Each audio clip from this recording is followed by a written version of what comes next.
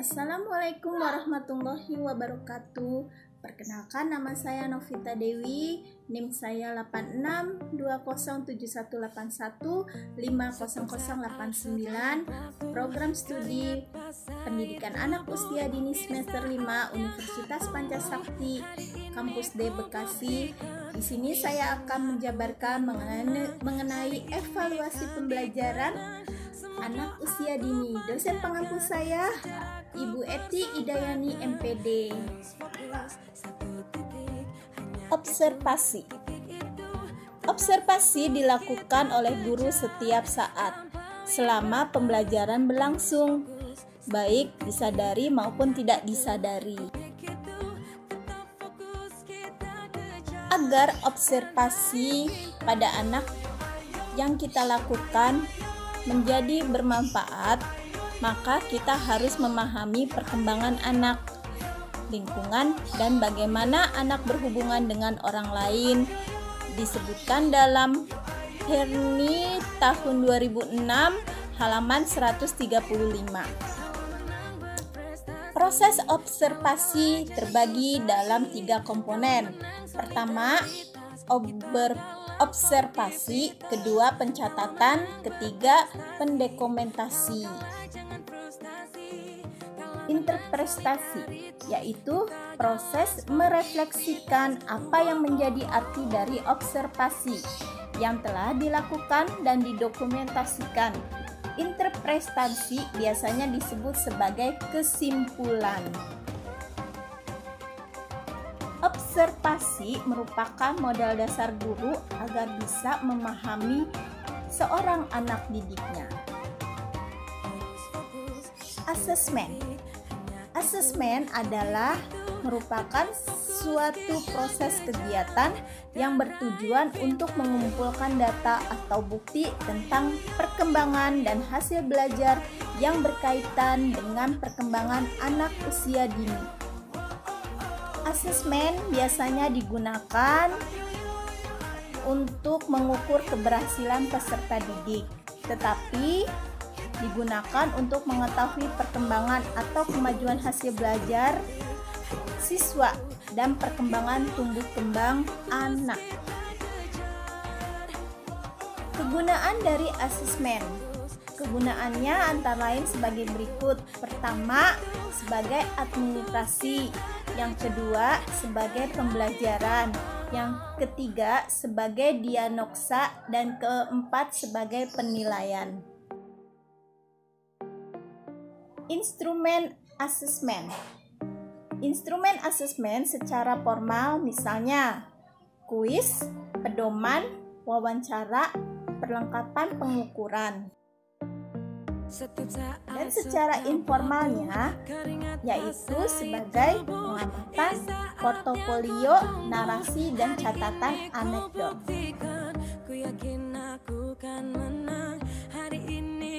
Prinsip asesmen dibagi menjadi beberapa. Contohnya holistik, otentik, kontinu, individu, multisumber, dan multikonteks. Komponen asesmen pertama, aspek moral agama. Kedua, komponen aspek perkembangan fisik motorik. Ketiga, aspek kognitif. Keempat, aspek perkembangan sosial. Kelima, aspek perkembangan emosional. Dan terakhir, aspek disiplin keilmuan.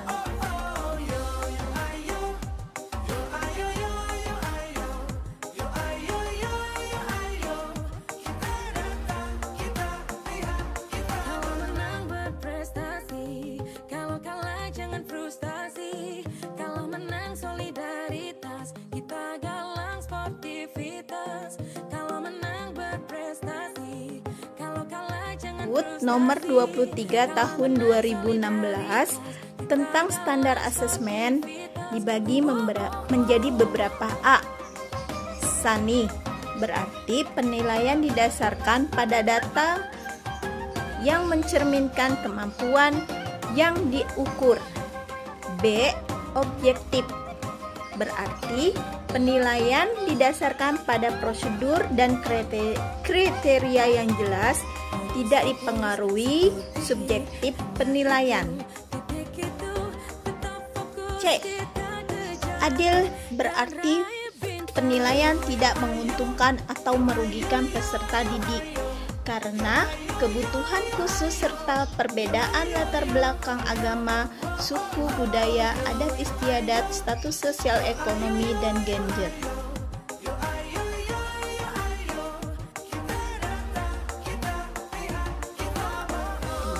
Penilaian merupakan salah satu komponen yang tidak terpisahkan dari kegiatan pembelajaran. Terbuka berarti prosedur penilaian, kriteria penilaian, dan dasar pengambilan keputusan dapat diketahui oleh pihak yang berkepentingan.